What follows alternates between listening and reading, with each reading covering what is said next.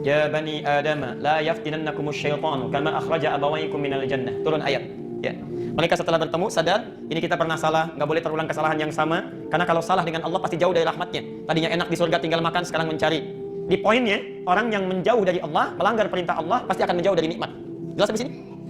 Adam dan Hawa sadar, tidak boleh terjadi lagi, anak keturunan tidak boleh mengulangnya. Maka turun ayat, ya bani Adam, hei anak cucu Adam. Anak cucu Adam, la yaftinannakumus syaitanu. Jangan sampai kalian berhasil ditipu lagi oleh syaitan. Kama akhraja abawaykum minal jannah. Seperti bapak ibumu dulu, kakek moyangmu, ya. Adam dengan Hawa pernah ditipu oleh setan sehingga menjauh dari kenikmatan yang didapatkan dalam surga itu. By the way, sebelumnya itu sebenarnya iblis sudah tahu dia akan diciptakan. Dan dia sudah dikasih tahu nanti kalau diciptain Adam semuanya sujud ya. Allah sudah ngasih tahu, bukan langsung tiba-tiba semua sujud pada Adam, gitu kan ya. Udah ada woro-woro lah. Udah ada woro-woronya. Tapi iblis tetap terus kemudian mikir yang jelek. Dan tau nggak yang iblis lakukan? Dia pernah ngelihat Adam dalam bentuk yang sudah jadi, tinggal ditiupkan roh. Dan dia ngeliatin dari ujung ubun-ubun sampai ke kakinya. Terus balik lagi ke ujung ubun-ubunnya dan sampai di pusatnya dia berhenti. Dia bilang, "Oh, kalau kayak gini mah gampang digoda." Oh, jadi bahkan sebelum Nabi Adam ditiupkan roh, dia udah nyari celahnya. Udah nyari celah. Dan kita tahu setan tidak pernah putus asa menyesatkan manusia. Jangan dipikir nih orang-orang yang udah datang ke masjid, orang-orang yang sudah rajin beribadah, setan putus asa untuk menyesatkan kita. Enggak. Selama hayat masih di kandung badan, maka dia akan tetap berusaha menyesatkan. Maka di antara doa Nabi SAW mengatakan, wa a'udzubika ayyatakhabbatani syaitan 'indal maut. Ya Allah, jangan sampai aku disesatkan sama syaitan ketika mati. Anda kalau sedang ada godaan untuk berbuat dosa, misal mendengar yang haram, melihat yang haram, tangan menjamah yang haram, kemaluan melakukan yang haram, kaki melangkah yang haram, ini sebenarnya Anda sedang diserang sama syaitan. Saya ulangi lagi, Anda sedang diserang sama syaitan. Yang ketiga kali saya ulangi, Anda sedang diserang oleh musuh Anda, syaitan. Pertanyaan saya teman-teman sekalian, kalau Anda sedang diserang, apa yang Anda lakukan? Renungi, perkataan ini renungi. Kalau Anda sedang diserang oleh musuh, apa yang Anda lakukan? Diam saja kah? Atau menangkis dan melawan? Tidak ada pilihan lain. Kalau Anda diam saja, berarti syaitan atau musuh kita leluasa. Dia mau penggal leher kita, dia mau tusuk dada kita, dia mau tusuk perut kita, terserah dia. Dan itu berbahaya. Kecil saja cuilannya sudah cukup membuat kita kesakitan. Allah mengatakan tentang syaitan, aduun lakum fattakhidu adua. Musuh kalian maka jangan jadikan dia sebagai musuh. Tugas saya apa? Tangkis. Dalil untuk mengazani saat dilahirkan itu masih ada, walaupun ulama beda pendapat. Tapi ada dalilnya. Ya ada dalilnya. Sampai beberapa imam termasuk misalnya kita tunjukkan ada Imam An-Nawawi, termasuk Ibnu Qayyim Al-Jauziyah, beliau termasuk yang menguatkan pendapat itu. Jadi Nabi SAW pernah mengadzani Al-Hasan dan Husain saat dilahirkan. Dan itu masih normal, masih logis. Apa di antara logisnya? Karena fungsi adzan itu bisa mengusir setan. Mengusir setan. Sedangkan sunnah Nabi ketika bayi itu dilahirkan, maka didoakan di antara doanya menjauhkan dia dari setan. Allahumma inni a'udzubika bikalimatika tammah min kulli syaitanin wa hammah. Ya kan? Min kulli syaitanin wa hammah wa lamatin wa hammah. Ya Allah, saya berlindung kepadamu ya Allah dari keburukan yang menimpa anak saya ini dan dari godaan setan dan dari segala keburukan-keburukan dari hal yang buruk yang menimpanya dalam kehidupan. Dijauhkan dari setan, sedangkan fungsi adzan itu mengusir setan. Coba lihat di Abu Dawud nomor hadis 666. Idza udzina, kalau adzan dikumandangkan, fa farra syaitanu wa alaihi dhurat, maka setan itu lari sambil terbirit-birit. Saya mau tanya tentang ruqyah syar'iyyah. Boleh tidak jika saya minta diruqyah karena saya sering mengalami sakit perut dan nyeri kepala. Saya pernah diajak teman bahwa saya diruqyah oleh seorang ustadzah. Tapi saya pernah baca hadis, maaf lupa saya perawinya dan dengar kajian dari seorang ustadz bahwa minta diruqyah itu tidak boleh. Lalu bagaimana jika saya sudah terlanjur diruqyah, bagaimana cara bertobatnya? Tayyib. Tidak ada satupun nas mengatakan tidak boleh minta diruqyah. Tidak ada. Diruqyah itu tidak mengapa. Tidak ada masalah. Hanya jika Anda sengaja meminta diruqyah, Anda kehilangan kesempatan. Demikian riwayat mengatakan, kehilangan kesempatan masuk surga tanpa hisab. Ada satu di antara golongan yang sulit untuk bisa mendapatkan itu adalah alladzina yastarqun, orang-orang yang minta diruqyah. Jadi kalau minta diruqyah tidak salah, tidak ada masalah, silakan. Boleh-boleh saja. Jika memang penyakit itu mengharuskan antum meminta untuk diruqyah, tapi antum kehilangan kesempatan masuk surga tanpa hisab. Mungkinnya jin dan setan menjelma dengan jelmaan yang berbeda-beda dan bisa dilihat oleh manusia. Hanya yang boleh diketahui dikatakan para ulama, ini Anda tidak usah khawatir. Jin kalau menjelma menjadi manusia, menjadi zahir begitu, dia ikut hukum kita. Anda pukul dia kesakitan, dia balik lagi masuk rumah sakit dia. Rumah sakit jin sana. Jadi Anda tidak usah khawatir. Bahkan dia takut juga menjelma sebagai manusia yang ganggu Anda. Karena kalau Anda pukul dia, karena sudah masuk wilayah kita, berarti dia menjelma sebagai manusia, maka dia ikut hukumnya manusia. Kalau dipukul kesakitan dia. Ya kalau ganggu Anda pukul aja dia, tembak. Jin bisa menjelma. Akhirnya ini sebagian yang seneng-seneng aneh-aneh begitu. Iya kan bisa disebut. Jin bisa menjelma dan itulah aku lihat jelmaannya. Selagi tidak menjelma, Anda tidak bisa melihat. Jangan sok tahu. Kalau Anda mengatakan aku melihat begini, kata Ibnu Hajar Al-Haytami, jangan diterima kesaksiannya. Apabila kalian bermimpi buruk, kata Nabi SAW, hendaklah meludah ke sebelah kiri 3 kali dan memohon perlindungan kepada Allah dari kejahatan syaitan dan dampak buruk mimpi tersebut. Kemudian jangan ceritakan kepada orang lain mimpi itu. Maka mimpi itu, kalau dia lakukan 3 hal tadi, baca isti'adzah, meludah sebelah kiri 3 kali, tidak ceritakan sama orang, maka mimpi itu tidak akan memberi dampak buruk kepadanya. Hadis riwayat Bukhari Muslim. Sihir itu ada, tapi kita diajarkan untuk melindungi diri. Makanya baca maksurat, diambil dari kata asar. Doa-doa berdasarkan Quran dan Sunnah, baca habis subuh, baca habis maghrib, pembuka hari pagi, pembuka malam, habis maghrib. Gak bisa habis maghrib, habis isya. Gak bisa habis isya, mau tidur malam. Al-Fatihah sekali, Qul huwallahu 3 kali, Qul a'udzu birabbil falaq sekali, Qul bin nas sekali, ayat kursi sekali, cium telapak tangan. Itu maksurat yang paling pendek. Yang paling panjang, baca buku maksurat, ciumkan telapak tangan, hembuskan ke wajah, ke kepala, tanam di rumah pohon sidir. Beli pohon sidir, pohon pilara sidir. Pohon sidir ditanam, Ustaz ada tanam? Ada. Kalau terjadi sesuatu, ambil 7 helai, ditumbuk pakai batu atau digosok, dimasukkan ke air, dibacakan ayat-ayat ruqyah, ditiupkan, disiramkan. Ini semua. Itu menunjukkan bahwa gangguan jin, setan, hantu ada. Iblis itu ahli Quran. Iblis itu ahli hadis. Iblis itu ahli riwayat. Pertanyaannya, kenapa iblis tak pernah bisa menjadi kekasih Allah? Karena dalam diri iblis ada kalimat, aku lebih baik daripada. Jin disebut jin karena tersembunyi, nggak nampak. Lawannya ins nampak. Karena itu, jin fitrahnya nggak nampak. Nggak bisa ada yang lihat jin. Ingat ini ya, kalau ada yang mengatakan saya bisa melihat jin, hanya jin yang mampu melihat jin. Maka orang itu sedang kemasukan jin. Ingat itu. Ya. Maka sifat jin itu nggak bisa dilihat oleh manusia, tersembunyi. Makanya kalau ada jin melakukan penampakan, itu jin sedang punya masalah. Ingat. Karena keluar dari fitrah. Tahukah kamu bagaimana syaitan pertama kali tercipta? Kisah ini penuh pelajaran. Syaitan awalnya adalah iblis, seorang jin yang sangat taat kepada Allah. Ia bahkan diangkat ke langit bersama para malaikat. Namun, saat Allah menciptakan Nabi Adam dari tanah, iblis menolak sujud kepada Adam karena kesombongannya. Ia berkata, aku lebih baik dari dia. Engkau menciptakanku dari api, sedang dia dari tanah. Quran Surat Al-A'raf ayat 12. Karena kesombongannya, iblis dikutuk dan diusir dari surga. Ia bersumpah akan menyesatkan manusia hingga hari kiamat. Quran Surat Al-Hijr ayat 39. Kisah ini mengajarkan kita bahwa kesombongan adalah awal kehancuran. Jangan sampai kita terjerumus ke dalamnya. Kemudian ada di tafsir Quranil Azim karya Ibnu Katsir, mengambil periwayatan dari Ikrimah. Dulu itu jin kalau ketemu manusia pasti lari, takut. Sebagaimana manusia juga takut. Sebenarnya kabur dua-duanya ini kalau saling ketemu. Harusnya. Tapi jin ini lebih takut kalau ketemu kita.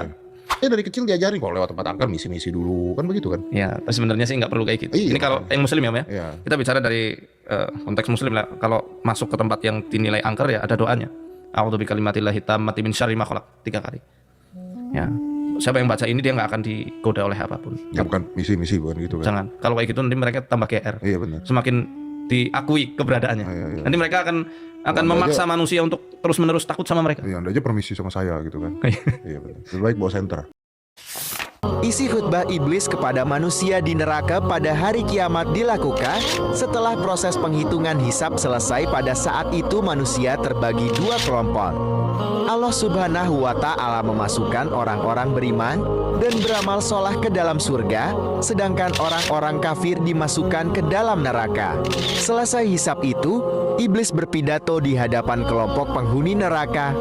Pidato iblis itu diabadikan oleh Allah di dalam Al-Quran. Tepatnya surat ke-14 surat Ibrahim ayat 22.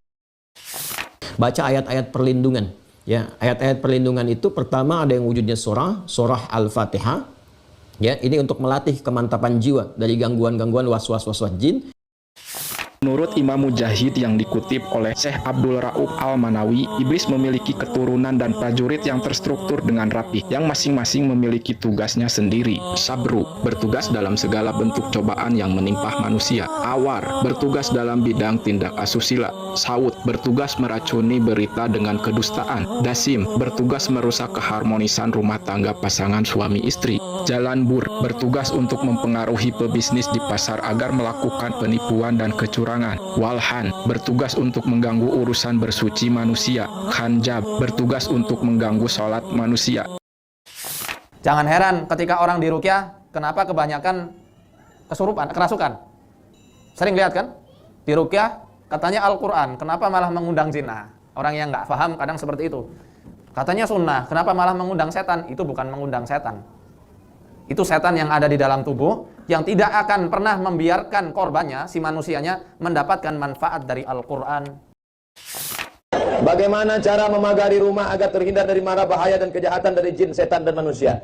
Buka nama kitabnya Syiar A'lam An-Nubala. Di situ ada diceritakan oleh Imam Az-Zahabi dalam biografi sahabat Nabi namanya Abdurrahman bin Auf. Abdurrahman bin Auf kalau pulang malam dibacakannya ayat kursi di 4 sudut rumahnya. Sudut sebelah kanan, Allah qayyum la ta'khudhuhu sinatun wa la nawm lahu ma fis sama. Sudut kiri, Allah qayyum la ta'khudhuhu sinatun. Sudut. Itu dibacakan. Sebelum tidur malam dibacakan qul huwallahu 3 kali, qul falaq sekali, qul binas sekali, Al-Fatihah sekali, pangkal Al-Baqarah 5 ayat, ayat kursi ujung Al-Baqarah 3 ayat. Disapukan, ditiupkan ke tapak tangan, sapukan ke muka, kepala, tidur miring sebelah kanan, bismika Allahumma ahya wa amut. Jangan HP juga lagi main. TV. Banyak sekarang orang ditonton TV, bukan ditonton TV. Ciri-ciri orang yang kena sihir. Yang pertama, sering kali mimpi buruk. Dan mimpi buruk ini paling sering melihat binatang atau melihat kuburan yang membuat dia ketakutan dalam mimpinya. Dia sehingga mengigau, lalu membunyikan giginya gitu kan. Atau kadang-kadang dia menyerang seseorang yang berusaha untuk membangunkannya. Gelisah, tidak bisa tidur kalau malam, maka ini ciri khas gitu kan. Terutama kalau melihat binatang-binatang yang memang merupakan simbol syaitan, seperti cecak, ya, seperti ular. Ini semua adalah simbol syaitan, anjing, ya. Sebagaimana Nabi SAW menjelaskan masalah itu ya. Maka keliru pemahaman kita di Indonesia yang mengatakan kalau lihat ular mau menikah. Nah, ini harus dilawan, ini dari syaitan. Kan itu. Katanya kalau lihat ular mau menikah, gitu kan. Ini tidak benar. Kalau nenek-nenek 90 tahun lihat ular, bagaimana? Nah. Setiap hari setan akan melapor kepada iblis untuk mendapatkan reward penghargaan. Ketika itu ada setan yang mengatakan, wahai iblis, aku sudah membuat orang mencuri. Bagus. Wahai iblis, aku sudah menceraikan suami dan istri. Siapa tuh? Sini.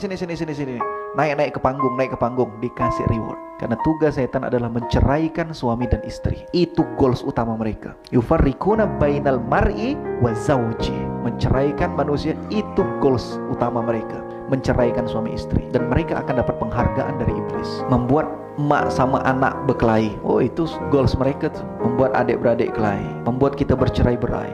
Membuat pengajian ini kelahi dengan pengajian itu. Membuat kita terpecah belah. Itu goalsnya iblis. Nabi sebut dalam hadis, jin ini ada 2 sifat, lahasun, jassasun. Sifat dia kuat membau dan kuat menjilat. Tu sifat setan, sifat jin. Dia serang kita, dia kacau kita melalui bau badan.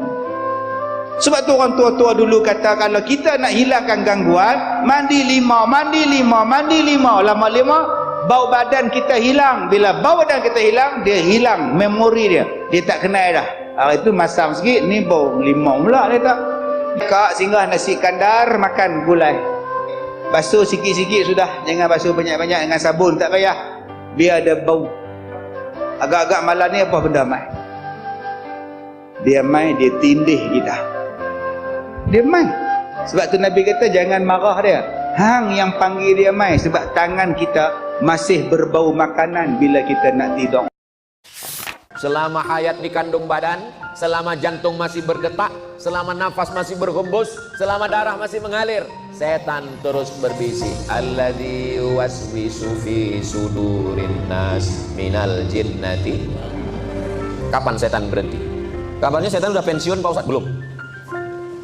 Wallahi, demi Allah, fa bi'izzatika, demi kemuliaan-Mu, la ughwiyannahum, saya akan terus menggoda mereka madamat arwahuhum fi ajsadihim, selama roh masih ada di dalam jasad mereka, saya akan goda mereka. Tetanggamu gajinya lebih besar, anak tetanggamu lebih berhasil, istrinya sudah kerja PNS lebih sukses, mobilnya lebih mewah, cincinnya emas. Terus setan berbisik. Selama setan berbisik dan kita tetap terus melawan dengan zikir, afdalul zikri fa'lam annahu la ilaha illallah, la ilaha illallah, la ilaha illallah. Zikir itu 3, di mulut la ilaha illallah, di hati la ilaha illallah, di pikiran la ilaha illallah. Sejalan antara 3, mulut, hati, dan pikiran. Banyak orang mulutnya la ilaha illallah, hatinya gaji 13 belum cair. Terjerumus lagi dengan perzinahannya atau dengan ghibah atau apa saja. Karena lemahnya iman pada saat itu. Apa yang harus dilakukan? Taubat lagi. Tapi ingat ya, bukan taubat ini direkayasa. Artinya gini, dari awal waktu dia taubat pertama, dia tinggalkan dosa. Baiklah, zina berhenti. Sesali, tapi dia belum berjanji, belum bertekad. Kalau ada kesempatan satu waktu, saya juga gampang tobat. Berarti tobat awal sudah tidak diterima sama Allah SWT. Ini betul-betul murni, dia tidak mau, dia menyesal, dia tekad benar-benar bulat. Satu waktu memang lemah imannya, lalu kemudian dia terjumus lagi. Apa yang harus dilakukan? Taubat lagi. Karena syaitan berhasil menyerang dia pada saat itu. Tugas dia adalah melawan syaitan itu. Melawan syaitan dengan apa? Dengan memberhentikan serangan syaitan tadi. Maksiat itu adalah serangan syaitan.